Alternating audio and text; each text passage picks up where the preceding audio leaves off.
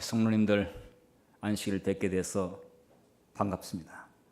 또 바깥 날씨가 춥지만은 이렇게 오늘 날씨는 햇볕이 이렇게 나게 해서 창가로 햇볕이 이렇게 들이워지고 또 안에는 이렇게 노란 꽃이 또 성도님들을 반갑게 맞이해주고 또 이 안에 따뜻한 온기로를 편안하게 해주셔서 정말 하나님께 감사드립니다.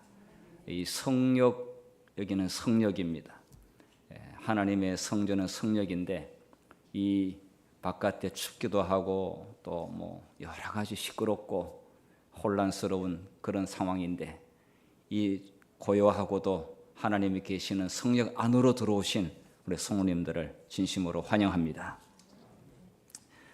오늘은 안식일학교 시간에 이 교회의 재정에 대한 보고와 함께 또 우리 신앙생활 가운데 아주 중요한 청지기 부분에 대해서 말씀을 해주셨는데 제가 1년에 한 번 하는 이 청지기에 관한 이 설교를 제가 계속해서 좀 말씀을 드리고자 합니다.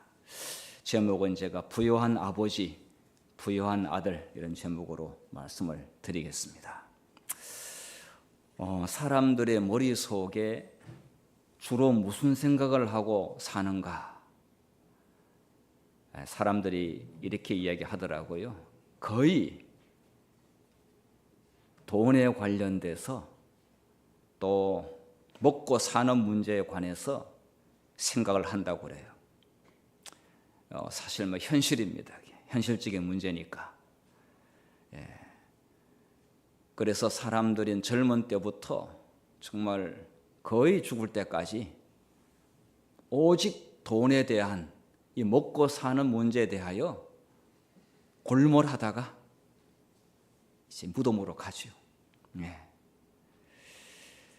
자, 그런데 하나님께서는 아주 좋은 제도를 우리에게 주셔서 우리의 생각 속에 그러한 것은 필요하기는 하지만은 그러한 생각을 가장 올바르게 견인할 수 있는 그런 방법을 가지고 계십니다.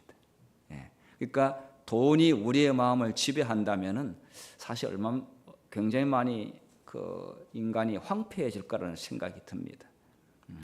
그런데 그렇게 하지 아니하고 우리의 마음을 영적으로 풍성하게 하는 그런 길로 하나님께서 저희들을 인도하시는데요. 그런데 사람들의 머릿속에는 현실적인 이 문제를 그냥 피할 수가 없기 때문에 이제 돈에 대한 생각으로 가득 쓰다 보니까 유튜브에 아주 희한한 그림들이 이렇게 올라오더라고요. 그런데 이제 유튜브에 이러한 그 그림은 빅데이터를 통해 가지고 자기가 관심 있고 보고 싶은 내용들이 연결해서 계속 올라오기 때문에 제가 돈에 대한 이야기를 한번 이렇게 열어보기 시작하니까 돈이 쏟아져 나오는데 기분 나쁘지는 않았습니다. 얼마나 쏟아져 나오는지 한번 보겠습니다. 자, 여기 돈을 싣고 오는 차가 어느 집으로 갈지 모르겠습니다. 어쨌든 간에 엄청난 것을 싣고 이제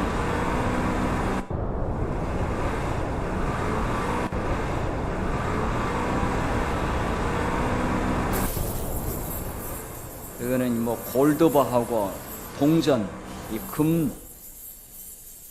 금이 지금 아주 쏟아져 오는데 누구 집에 지금 붙고 가는지 모르겠습니다. 역시 여기도 보니까 황금 골드바를 싣고 오는데,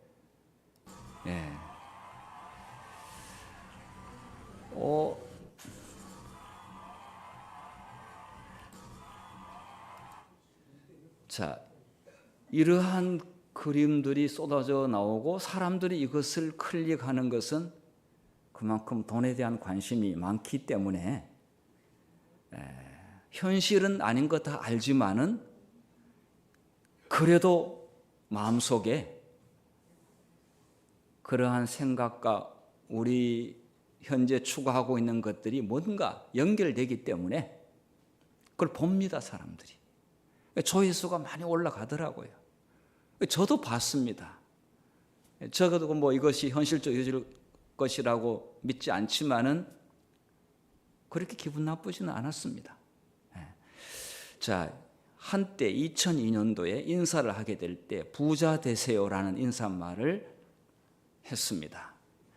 2002년도는 IMF가 끝나고 난 다음에 사람들이 이제 거의 끝날 즈음입니다. 정말 엄청난 어려움을 겪었죠. 국민 전체가. 그래서 2002년도 흰 눈이 덮인 서론에서 모델이 부자 되세요라는 CF 광고가 엄청난 파장을 일으켰습니다. 그 이후로 곳곳에서 인사말이 부자 되세요 혹은 부자와 관련된 단어가 인사말에 들어가기 시작했고 CF 광고에도 여기저기서 들어가게 되었습니다. 어떻게 우리 성도님들께서도 부자가 되고 싶습니까? 전혀 관심이 없는 것처럼 보이는데요. 뭐 부자는 아니더라도 먹고 사는 문제에 대하여 그렇게 신경 안 썼으면 좋겠다. 이러한 얼굴인 것 같습니다.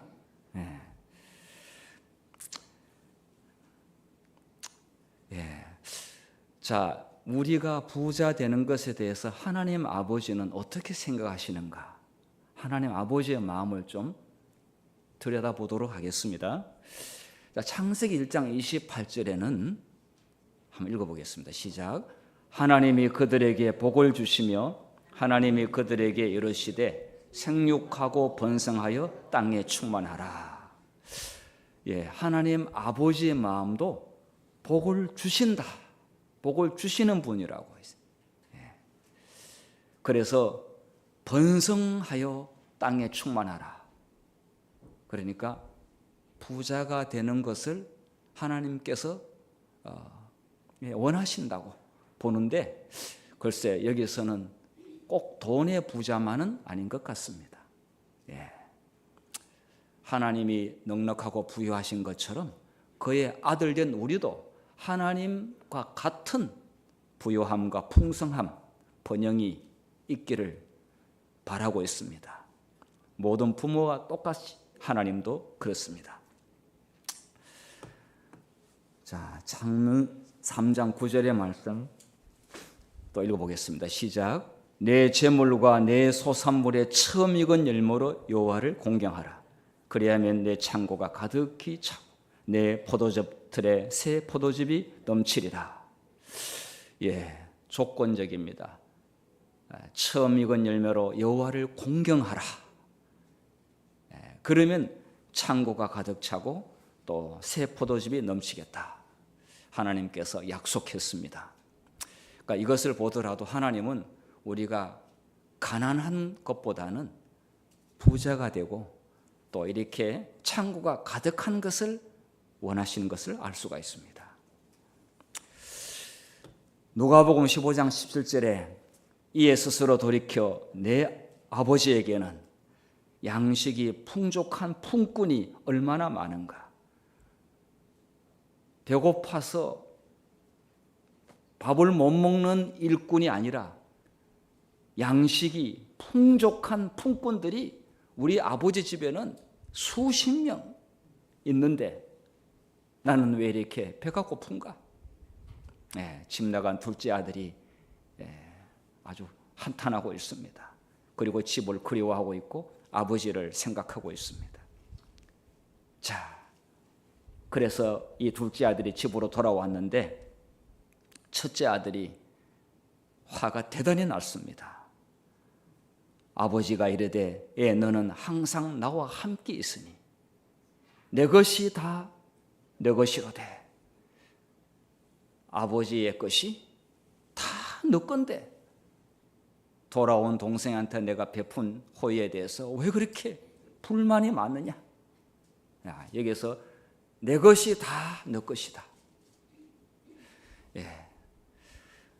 하나님의 아들, 딸들이 하나님의 풍성함을 그대로 물려받는 것이 아버지의 뜻이라고 이렇게 이야기하고 있습니다.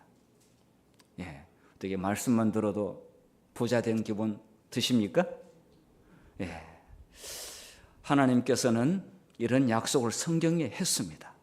예, 이방 신들은 거두어가는데 뭐를 자꾸 가져오라고 그럽니다.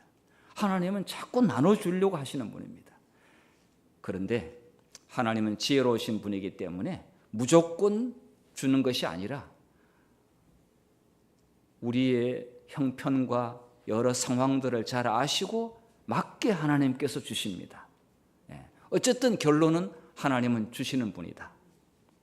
이방신들은 가져가는데 가져가게 되면 부자 된다라고 그렇게 약속했는데 그렇지 않습니다.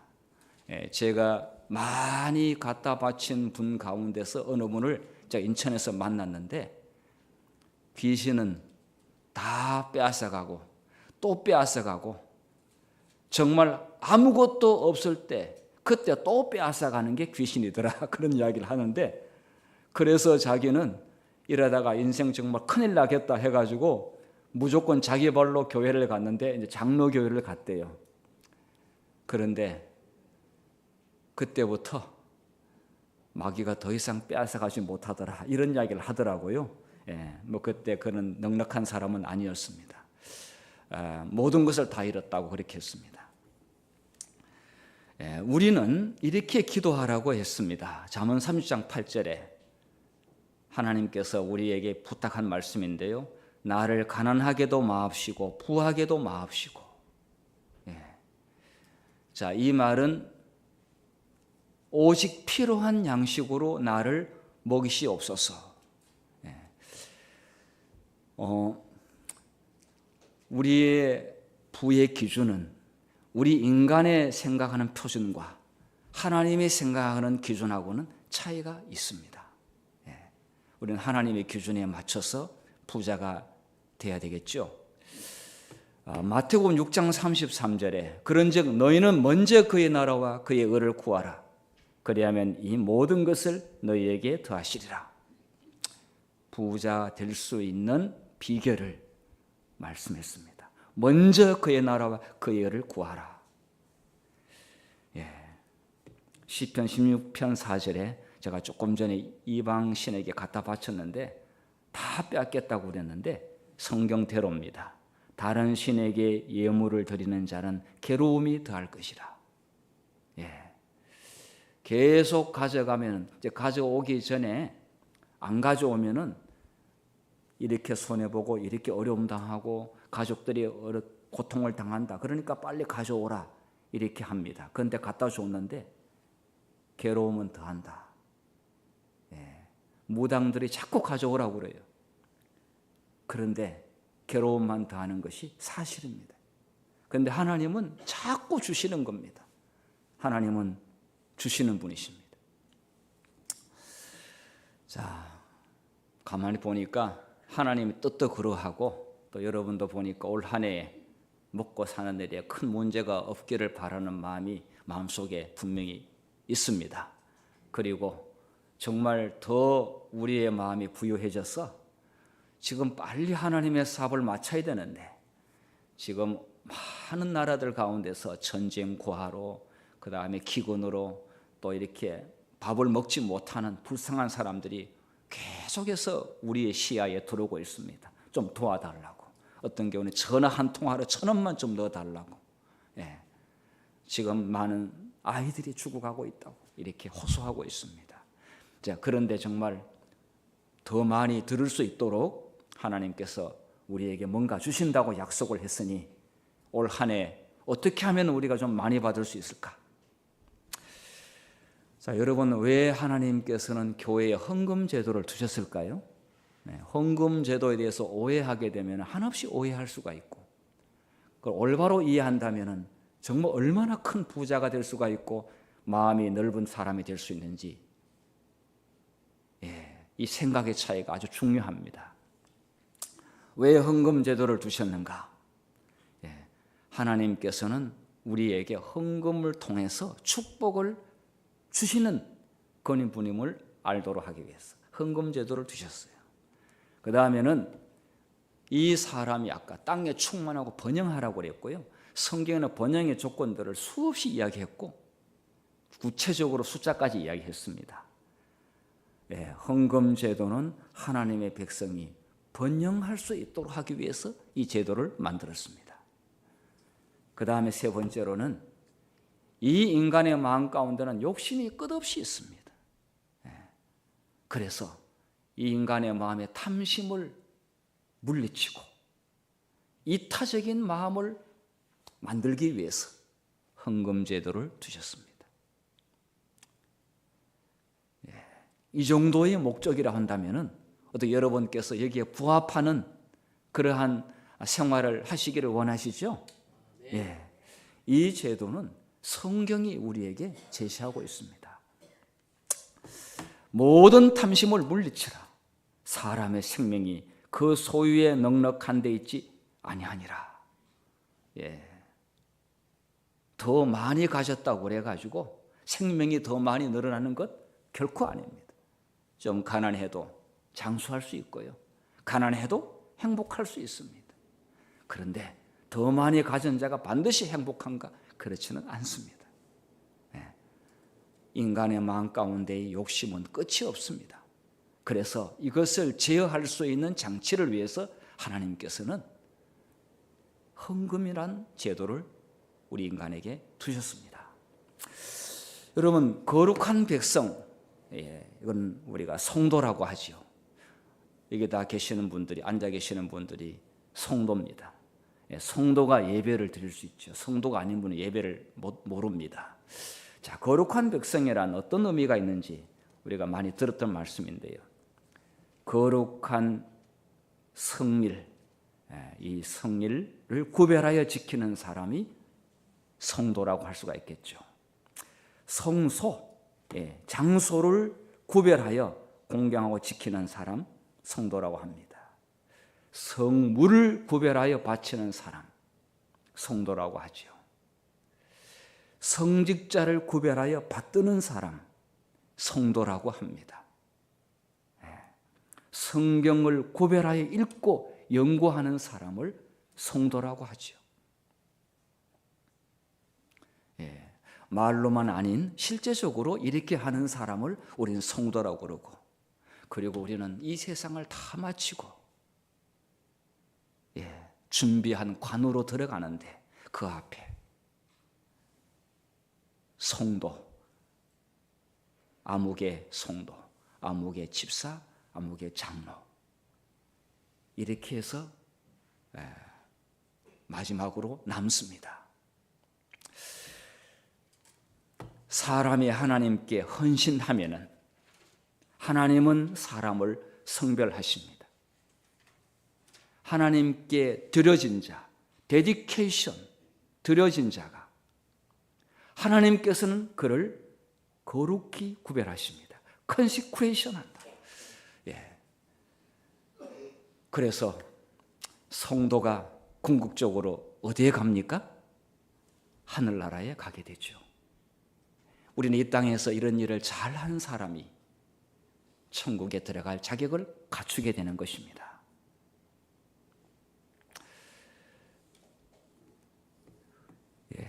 부조와 선지자 527페이지에는 헌금은 번영의 조건이라고 말씀했는데요. 한번 읽어보겠습니다. 시작.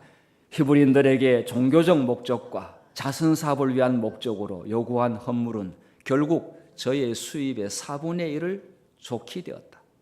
백성들에게 그처럼 무거운 부담을 지우게 되면 그들이 빈곤에 빠질 것이라고 생각할지 모르나 그와 반대로 이 규칙들을 충실히 준수하는 것은 그들이 번영하는 조건 중에 하나였다. 4분의 1이면 25%. 실제로 여기 계시는 분들은 거의 그렇게 해왔습니다. 저도 그렇게 해왔고요. 근데 못한 거 별로 없었습니다. 근데 4분의 1, 25%만 합니까? 아니요. 때로는 50%, 때로는 75%, 때로는 100%, 때로는 더 미리 약속을 하기도 합니다.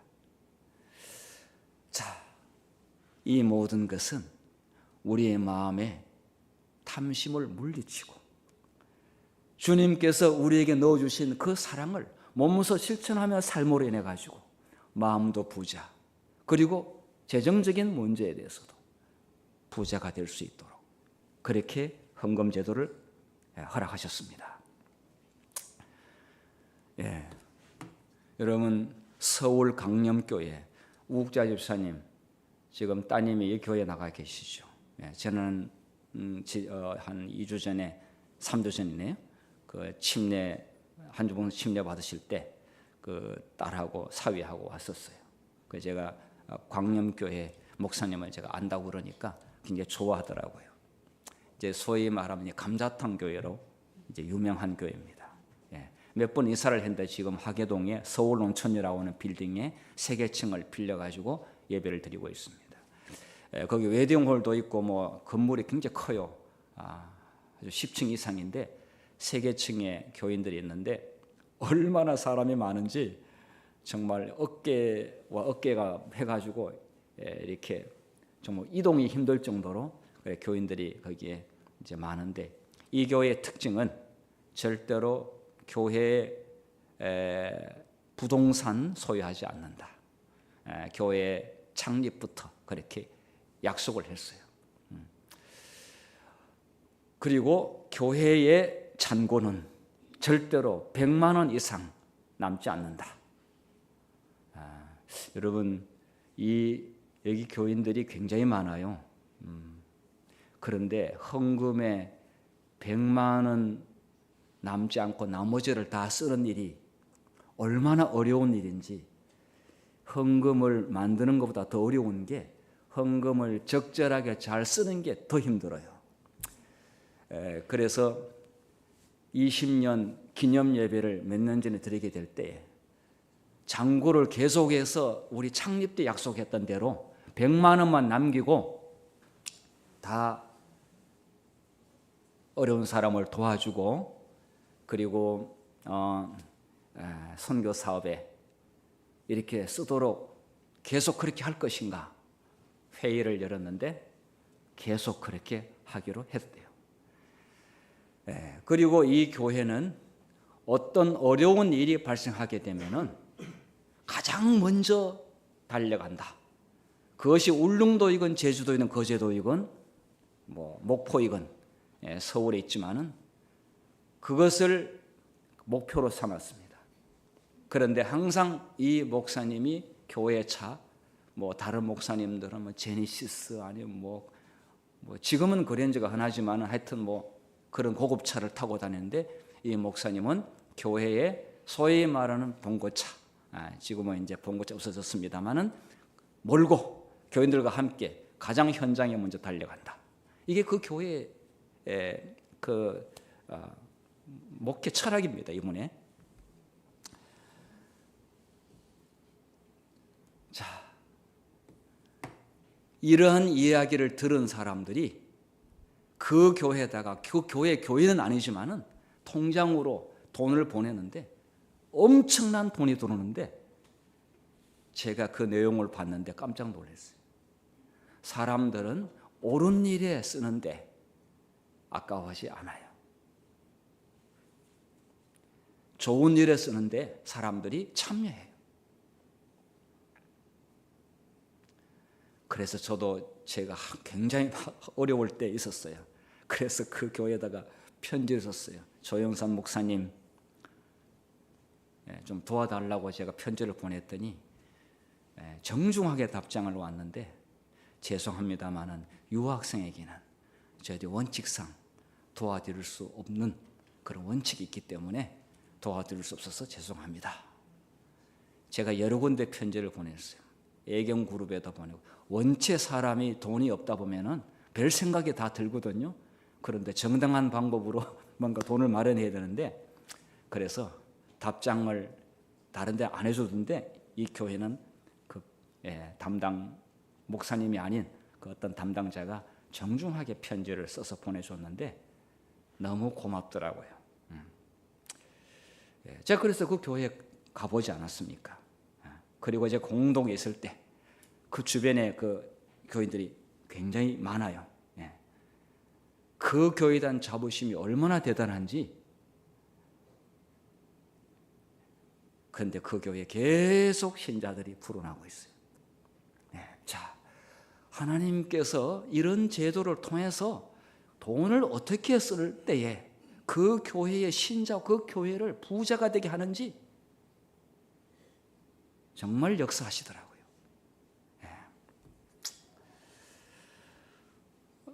여러분, 제가 수원 용인지구에 있을 때에 제가 수지의 전세교회로 있었습니다. 그런데 어느 한 그 교회에 건축을 하는데 7차 헌금을 했어요. 여러분, 7번까지 헌금을 하게 되면 얼마나 교인들이 힘들었겠습니까? 한 20년 넘었습니다. 그런데 그 교회에 정말 가난한 안실교인데 좀 가난한 사람들이 많아요. 사골세 살고 뭐 전세 살고 그냥 지하에 그냥 반지하에 그냥 단칸방에. 그런데 이런 헌금을 하고 난 다음에 몇 년 후에 그 교회에 모두가 다 집을 마련하게 됐어요. 놀라운 이야기예요. 저 진짜 뭐 전혀 보태지 않고 그대로 말씀드립니다. 근데 지금 그 교회가 지금 재개발 때문에 다시 교회 건축을 해야 될 상황이 됐어요. 헌금은 하나님께서 우리의 번영의 조건으로 이거를 만드신 것을 우리는 기억할 필요가 있습니다. 자, 11조를 구별함. 우리가 11조에 대해서 잘 알고 있습니다. 자, 이것은 하나님께서 가져가시는 분이 아니라 이거를 통해 가지고 자신을 헌신하는 자에게 하나님께서 우리를 성별하시는 표로서 여기 이렇게 말씀했습니다. 나를 시험하여 내가 하늘 문을 열고, 제가 장학금을 주는 우리 한국의 여러 장학재단한테 기업에 제가 편지를 썼는데 아무 답장도 없더라고요. 제가 볼 때 비서들이 다 그냥 휴지통에 넣어버리지 않았는가 생각이 드는데 창고를 그렇게 두드렸지만은 안 열더라고요. 그런데 우리 하늘 아버지께서 내가 하늘 문을 열고 너에게 복을 쌓을 것이 없도록 붙지 아니하나 보라. 이 정도 이야기했으면 우리 하나님을 믿어야 됩니다. 청지기 분행군의 178페이지에 그 신실한 헌금 위에 임한 하나님의 축복은 그 헌금으로 하여금 위대한 축복의 근원이 되도록 하였다.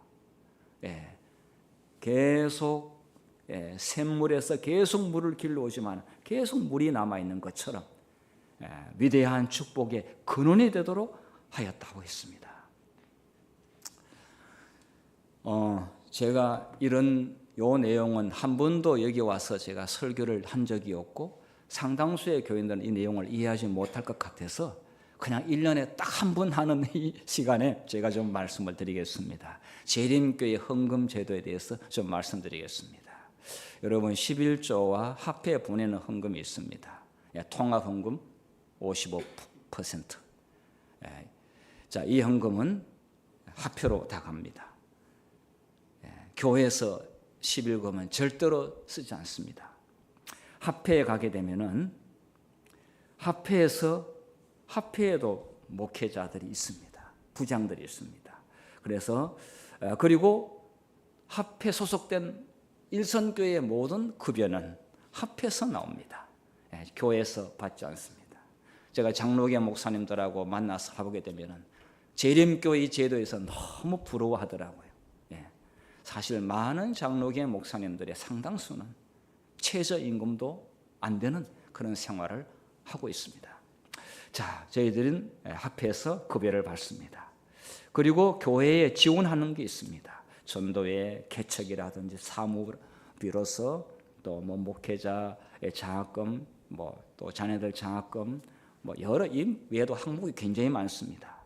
그리고 10%는 연합회로 보냅니다. 연합회에서 또 목회자 인건비가 있고 거기서는 부양료를 또 저축을 합니다. 그리고 또 연합회 차원에서 전도회 있습니다. 예언의 소리 방송국 있습니다. VLP. 그 다음 행정비와 출판, 이것도 항목이 굉장히 많습니다. 그리고 거기서 10%를 지회에다 보냅니다. 지회에서 또 목회자 인건비가 있습니다. 부양료가 있고요. 선교비, 행정비, 사고비 쭉 있습니다. 대총회는 지회로부터 받아서 또 운영을 하고 있습니다. 이거는 철저하게 규정대로 진행되고 있습니다. 이런 제도에 대해서 타 교파의 사람들은 재림교회를 굉장히 존경하고 있고 신뢰하고 있습니다. 거의 재정에 대한 큰 문제가 없이 진행이 되고 있습니다. 여러분께서는 이 교단을 신뢰하고 하나님께 드려주시면은 혹 이 사용 용도에 대해서 조금 마음에 안 드는 부분이 혹 있다 할지라도 그거는 하나님이 책임지십니다. 만약에 잘못 사용했다면 그 사람에게 하나님께 책임을 물으실 것입니다만은 내는 자에게는 문제를 삼지 않습니다. 내는 자는 그냥 하나님께 드리는 것이지 사람 보고 드리는 것이 아니기 때문에 그렇습니다. 헌금하는 사람들의 마음의 동기가 참 중요합니다. 금액보다도 어떤 마음으로. 그래서 금고에 넣어지는 금전들은 천사가 충실히 기록한다고 그랬습니다. 즐겨 바치고 자원하는 마음으로, 그리고 하나님을 사랑하고 그 사업을 받들고자 하는 그런 마음으로 참여하는 자의 그 모든 동기가 기록을 남긴다고 했습니다. 주께서 요구하시는 대로 주님의 것을 하나님께 돌려드리는 자기 희생적이요 헌신적인 사람들은 저들의 행위에 따라서 반드시 보상을 받을 것이다. 하나님은 주시는 분이십니다. 안전학교 시간에 우리 제목께서 이야기를 했습니다.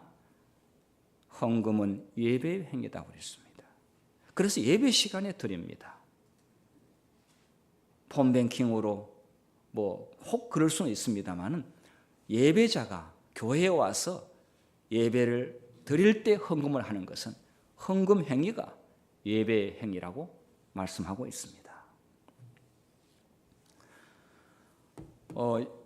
여러분, 재림교회의 금고는 하나님의 수중에 있다고 하는 역사적인 중요한 사실을 알려드리고자 합니다. 이 이야기는 이미 여러분께서 많이 들었던 이야기도 하고 얼마 전에 교회에 지남에 이 내용이 잘 기록되어 있습니다.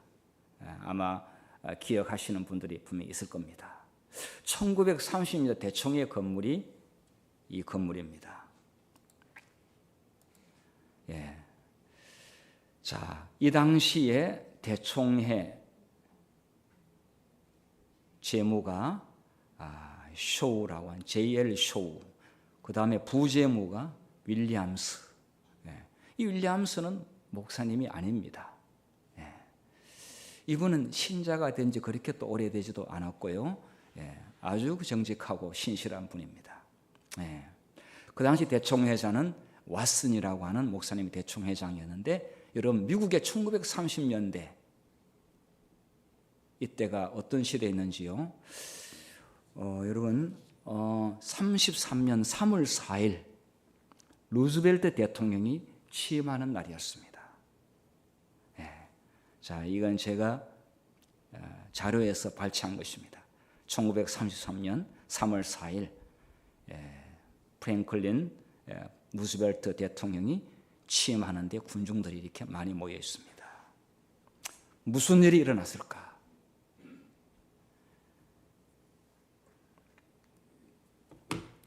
대공황이 1933년 일어났고요. 이날 은행문이 닫히는 날이었습니다. 자, 여기 보면은 은행이, 미국 전 지역의 은행이 중지가 됐습니다. 거래가, 모든 업무가 중지가 됐습니다. 자, 그런데요,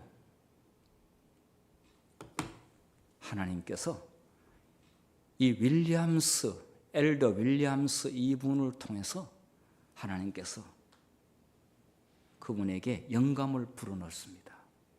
그래서 평상시 하지 않았던 일을 하게 되는데 은행에 큰 돈을 보내기 위해서는 뉴욕으로 가야만 했습니다. 메릴랜드 타코마 파크에서 길차를 타고 뉴욕으로 가는데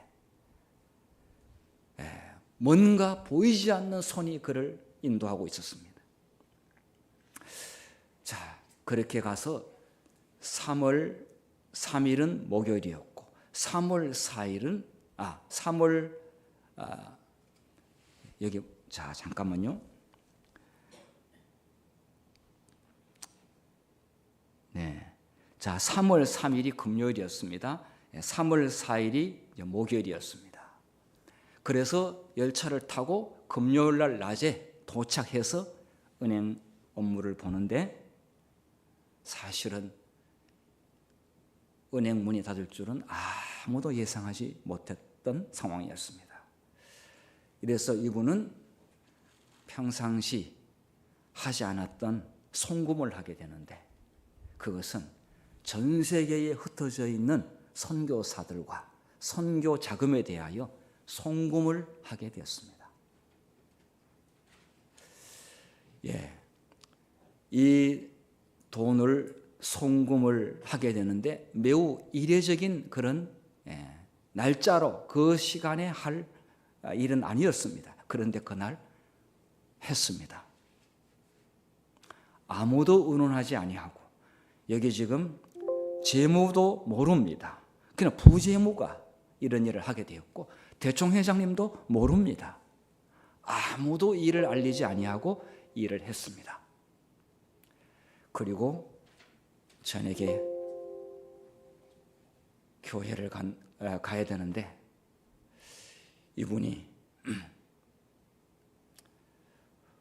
뭔가 압도되는 어떤 마음의 기분이 들어서 좀 쉬는 시간을 갖다가 안식일 아침에 교회를 가는데 그 조간신문에 여기 지금 보셨듯이 신문 배달 소년이 은행 문이 닫혔다고 하는 이 헤드라인 기사의 내용을 이야기하면서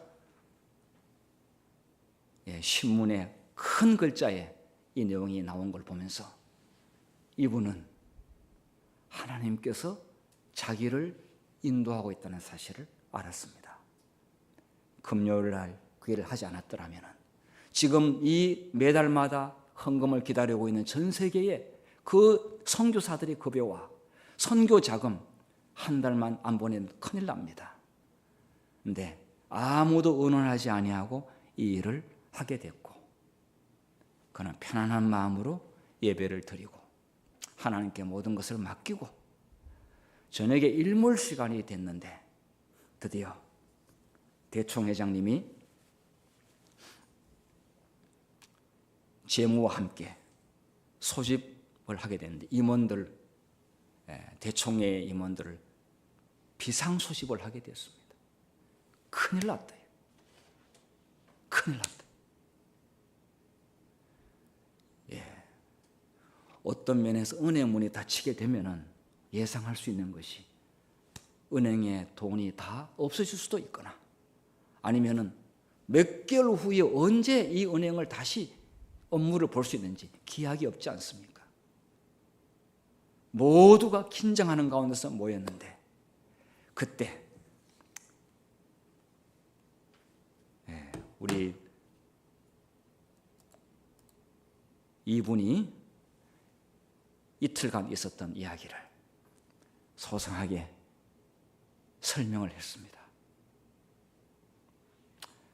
그럴 때 모두가 다 안도의 한숨을 쉬면서 하나님께서 우리 교회를 돌보시고 계신다. 전체 나라가 난리가 났는데 이들은 감사의 기도 모임을 그 자리에서 하게 됐습니다. 하나님 감사합니다. 하나님께서 우리 교회를, 이 교단을 돌보시고 계시는군요. 그런데 우리 직원들의 월급은 어떻게 됐냐?